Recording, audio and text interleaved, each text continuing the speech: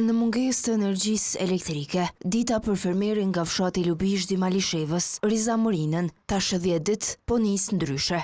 Gjëja e parë që i duhet të bëjë në mëngjes është të sigurojë naftë, ashtu që gjeneratori të ndizet për t'ia mundsuar rutinën e rregullt të punës.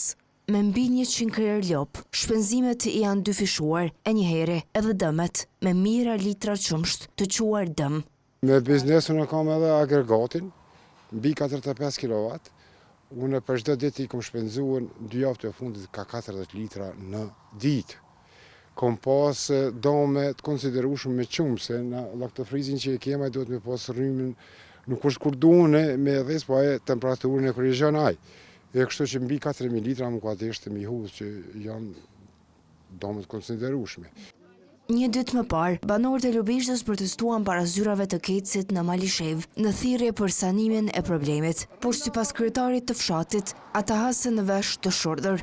Arsyetimi vetëm është nuk kena mundësi me intervenu kurrë, rreni çështën.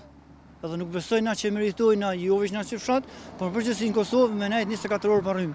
Se unë jam gjeneral pak më rej, nuk më nevojt me luftën sa duhet, por e di se luftë nuk ka ndodhur, mos po rrymë 24 orë. Lemi sot 2026. Të zhgënjyer shprehën edhe mërgjimtarët që thonë se Adheu i ngjan me vitet e 90-ta.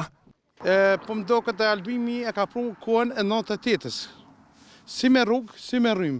Trafën e kanë prunë me bon hajgare këtu. Shqetësime rreth situatës aktuale në Malishev ka shprehur edhe kryetari kësaj të fundit, Ekrem Kastrati, i cili ka kërkuar ndërmarrjen e veprimeve emergjente, si nga qeveria në detyrë, ashtu edhe nga Keci. Televizioni Tukagjini ka pyetur për këto probleme në Kec dhe kur pritet të rregullohen reduktimet e ashpra, por ky institucion nuk ka kthyer përgjigje.